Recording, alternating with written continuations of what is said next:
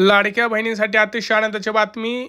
ई-के-वाय-सी साठी जी वेबसाईट आहे ती काल रात्री 11 वाजल्यापासून पुन्हा एकदा सुरू झालेली आहे. लक्षात घ्या, मी स्वतः काल के-वाय-सी केलेली आहे. एकदम सोप्या भाषेत तुम्हाला सांगणार आहे काय करायचं आहे, किती वाजता तुम्हाला वेबसाईट ओपन करायची आहे. कारण लक्षात घ्या, ज्या लाडक्या बहिणींना ई-के-वाय-सी केली त्यांनाच हप्ता मिळणार आहे. आता हे जी लाडकी बहिणीची वेबसाईटची लिंक आहे ती मी तुम्हाला डिस्क्रिप्शनमध्ये देतो, तिथनं जाऊन तुम्ही क्लिक करा. बघा, अशा प्रकारचं सगळं तुम्हाला ही वेबसाईट दिसते. तिथे खाली आपल्याला आधार कार्ड आणि आपलं जे काही कॅप्चा टाकायचं आहे आणि खाली मी सहमत आहे याच्यावरती क्लिक करायचं आहे. लक्षात घ्या, एकदम सोप्या भाषेत सांगतोय, खूप महत्त्वाची बातमी आहे. सगळ्यात महत्त्वाचं काम हे आपल्याला करायचं आहे. काय करायचं आहे तर बघा, लक्षात घ्या लाडक्या बहिणींनो, तुम्हाला तुमचा आधार नंबर टाकायचा आहे, कॅप्चा टाकायचा आहे आणि मी सहमत आहे करून पुढे जायचं आहे. जर लक्षात घ्या, सगळ्यात महत्त्वाचं म्हणजे तुम्हाला प्रक्रिया पूर्ण करण्यासाठी काय करायचं आहे बघा. सगळ्यात महत्त्वाचं म्हणजे तुमची के-वाय-सी झाल्यानंतर तुम्हाला तुमच्या वडिलांचे के-वाय-सी टाकायची आहे. वडिलांची के-वाय-सीसाठी तुम्हाला वडिलांचा किंवा पतीचा आधार नंबर टाकायचा आहे, कॅप्चा टाकायचा आहे आणि त्यांनासुद्धा तसंच होणार आहे. त्यांना पुढे त्यांना OTP येईल, तो OTP तुम्हाला टाकायचा आहे. आणि पुढे सगळ्यात महत्त्वाचं म्हणजे तुमच्या एक ऑप्शन आहे की माझ्या कुटुंबातील कोणी सदस्य सरकारी कर्मचारी आहे का, नसेल तर नाही असं निवडायचं आहे.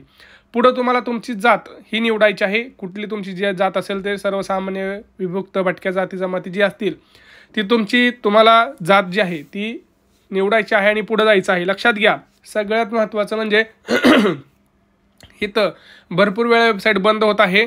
तर तुम्हाला कधी ट्राय करायचं आहे तर संध्याकाळी 11च्या पुढं ट्राय करायचं आहे. संध्याकाळी 11च्या पुढं वेबसाईट अडकत नाही. ही जात निवडल्यानंतर पुढं सगळं तुम्हाला सहमत वगैरे आहे का नाही हे सगळं करायचं आहे. मी सहमत झाल्यानंतर तुम्हाला सगळी तुमची के-वाय-सी पूर्ण झाल्यानंतर अशा प्रकारे हिरव्या रंगात एक मेसेज येतो, तुमची के-वाय-सी यशस्वीरित्या पूर्ण झाली आहे. आता तुम्हाला एक मी डायग्राम दाखवतो, एक चित्र दाखवतोय बघा. पहिल्यांदा काय करायचं आहे, मुख्यमंत्री माझी लाडकी बहीण योजनेअंतर्गत ई-के-वाय-सीसाठी तुम्हाला ह्या वेबसाईटला द्यायचं आहे. कुठली, लाडकी बहीण योजना .महाराष्ट्र.gov.in ही वेबसाईटची लिंक मी देतो. इथं गेल्यानंतर तुम्हाला ई-के-वाय-सी बॅनर असं दिसतं, त्याच्यावरती तुम्हाला क्लिक करायचं आहे. त्यानंतर तुम्हाला काय करायचं आहे, ई-के-वाय-सीचा फॉर्म उघडेल.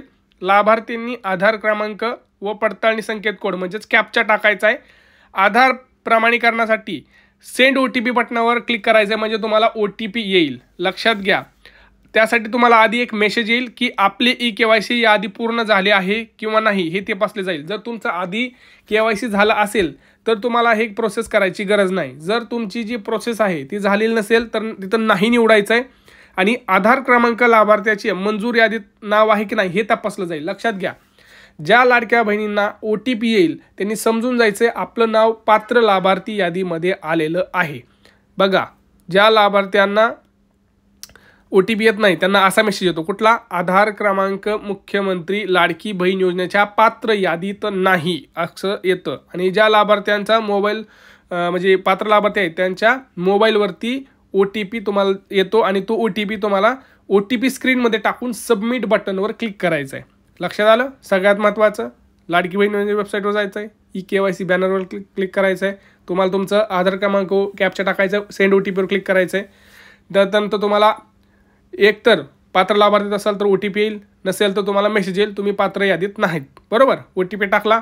आता ते झाल्यानंतर तुम्हाला अजून एकदा त्याच ई-के-वाय-सीच्या वेबसाईटवरती पती किंवा वडील यांचा आधार क्रमांक टाका असं सांगितलं जातं. त्यानंतर तुम्हाला काय करायचं आहे, तुम्हाला तुमच्या पतीचा किंवा तुमच्या वडिलांचा आधार नंबर आणि कॅप्चा सेम प्रोसेस आहे तसं टाकायचं आहे. नंतर काय होईल, नंतर पती किंवा वडिलांच्या आधार लिंक मोबाईलवरती हा OTP येईल आणि तो OTP तुम्हाला OTP स्क्रीनमध्ये टाकून सबमिट बटन क्लिक करायचं आहे. लक्षात घ्या, सेम प्रोसेस आहे. एकदा तुमच्यासाठी करायची आहे, एकदा तुमच्या पती किंवा वडिलांसाठी करायची आहे. बरोबर. ह्याच्यात काय प्रश्न आहे का, लगेच प्रश्न मांडा, कुठलाही प्रश्न असू द्या. कारण काय होतं, तुम्ही परत उशिरा तुम्ही प्रश्न करत नाही आणि तुमचे मग प्रॉब्लेम येतात. सगळ्यात मोठा प्रॉब्लेम आहे OTP येत नाही. OTP येण्याचं कारण मी तुम्हाला सांगतोय पुढे. लक्षात घ्या, बघा, OTP तुम्ही टाकला तुमच्या पतीचा, पुढं काय, जात प्रवर्ग निवडायचा आहे आणि तुम्हाला खाली काय द्यायचं आहे की माझ्या कुटुंबातील सदस्य सरकारी कुठंही कामाला नाही आहेत. आणि पुढचं एक ऑप्शन आहे की माझ्या कुटुंबात केवळ एक विवाहित आणि एक अविवाहितच लाभ घेत आहेत असं म्हणायचं आहे. आणि ते जर सगळं सक्सेसफुल झालं, सबमिट करायचं आहे आणि त्यानंतर तुम्हाला हिरव्या रंगात मेसेज येतो, तुमची ई-के-वाय-सी पडताळणी यशस्वीरित्या पूर्ण झाली आहे असा मेसेज तुम्हाला दिसतो. लक्षात घ्या, हीच प्रोसेस स्टँडर्ड प्रोसेस हीच आहे, कुठलीही दुसरी प्रोसेस नाही. जर तुम्हाला कोणी दुसरं सांगत असेल की तुमचं पॅन कार्ड लागतंय, तुमचं रेशन कार्ड लागतंय, काही लागत नाही. फक्त आधार कार्ड लागतंय आणि आधार कार्डच्या ज्या आधार कार्डला आपला जो मोबाईल नंबर आहे तिथंच OTP येतो. ह्या दोनच गोष्टी आहेत. पहिल्यांदा तुमच्यासाठी करायचं आहे, नंतर तुमच्या पती किंवा वडिलांसाठी करायचं. परंतु भरपूर लाडक्या बहिणींना काय होत आहे, त्यांच्या मोबाईलवरती OTPच येत नाही. OTP काय येत नाही तुम्हाला मी सांगतो. काय झालं आहे, भरपूर लाडक्या बहिणींनी आधार कार्ड अपडेट केलेलं नाही. हा एक महत्त्वाचा प्रश्न आहे. कारण ज्यावेळेस आपण हे प्रश्न उचलले त्यावेळेस आम्हाला सांगितलं गेलं की आधार कार्ड अपडेट नसल्यामुळं, त्यांचा मोबाईल नंबर अपडेट नसल्यामुळं OTP जातोय, परंतु त्यांच्या दुसऱ्या मोबाईलवर जात असेल किंवा अनेबल टू सेंड OTP म्हणतोय. त्यावेळेस काय होतंय, तर ते मोबाईल नंबर तरी वेगळा आहे किंवा मोबाईल नंबर चुकीचा आहे किंवा त्या व्यक्तीचा तो लिंक नाही आहे किंवा त्यावेळेस वेबसाईट बंद आहे. असे 3 ते 4 कारणं आहेत. तर तुम्हाला काय करायचं आहे, पहिल्यांदा आपलं आधार कार्ड एकदा अपडेट करा, तोच मोबाईल नंबर आहे का हा चेक करायचा आहे. दुसरी गोष्ट, आपलं पात्र लाभार्थी यादीमध्ये नाव असेल तरच OTP येतो, अन्यथा येत नाही. अनेबल टू सेंड असं OTP येत असेल, मेसेज येत असेल तर तुम्हाला वेबसाईटवरती प्रॉब्लेम आहे, तुम्हाला थोड्या वेळाने ट्राय करत राहावं लागणार आहे. माझं असं म्हणणं आहे, संध्याकाळी 12च्या पुढं ट्राय करा, 12 ते 3मध्ये तुम्ही ह्या वेबसाईटवर ट्राय करत राहा. सगळ्यात महत्त्वाचं, आदित्य तटकरे मॅडम यांनी सांगितलं की ही प्रोसेस खूप महत्त्वाची आहे आणि ज्या लाडक्या बहिणींना मागचे हप्ते मिळाले नाही त्यांना सगळे हप्ते मिळतील. कुठल्या जिल्ह्यात, तर आपल्या राज्यात जेवढे जिल्हे आहेत तेवढ्या सर्व जिल्ह्यात त्या लाडक्या बहिणींना जून जुलै ज्यांना मागचे हप्ते आलेले नाहीत ते सगळ्यांना मागचे हप्ते मिळणार आहेत. सोबतच पुढचे सुद्धा हप्ते मिळणार आहेत. सप्टेंबर ऑक्टोबरचा 2 हप्ते एकत्रित येण्याची दाट शक्यता आहे, कारण पुढच्या महिन्यात दिवाळी आहे आणि दिवाळीनिमित्त सरकार 2 हप्ते हे 100% देणार. हे लिहून ठेवा, कारण गेल्या वेळेस सुद्धा हेच झालेलं आहे. ज्यावेळेस आपली दिवाळी होती त्या दिवाळीनिमित्त 2 हप्ते लाडक्या बहिणींना दिले होते, कारण दिवाळी हा सगळ्यात मोठा सण आहे आपल्या इथे. कदाचित तिथे एक एक्स्ट्रा हप्तासुद्धा ते देऊ शकतात. लक्षात घ्या, प्रामुख्यानं 2 गोष्टी महत्त्वाच्या आहेत. एक तर वेबसाईट बंद असणं, दुसरं OTP येत नसणं, तिसरं पुढं आमचं यादीत नाव नसणं. आता तुम्ही यादीतच नाव नसेल तर तुम्ही काही करू शकत नाही, तुमची प्रोसेस बंद होईल. त्यासाठी तुम्हाला काय करायचं, पुनर्अर्ज पडताळणीसाठी प्रक्रिया सुरू करायची. कशी करायची आहे, अंगणवाडीत जायचं आहे, त्यांना सांगायचं की माझी पुनर्अर्ज पडताळणी करा, मी संपूर्णरित्या पात्र आहे. जर तुम्ही पात्र असाल तर तुमचे राहिलेले जे हप्ते आहेत मागचे 2000 3000 का असतील ते तुम्हाला मेसेज डायरेक्ट येईल. डायरेक्ट मेसेज तुमच्या अकाउंटवरती पैसे जे आहेत ते पडतील.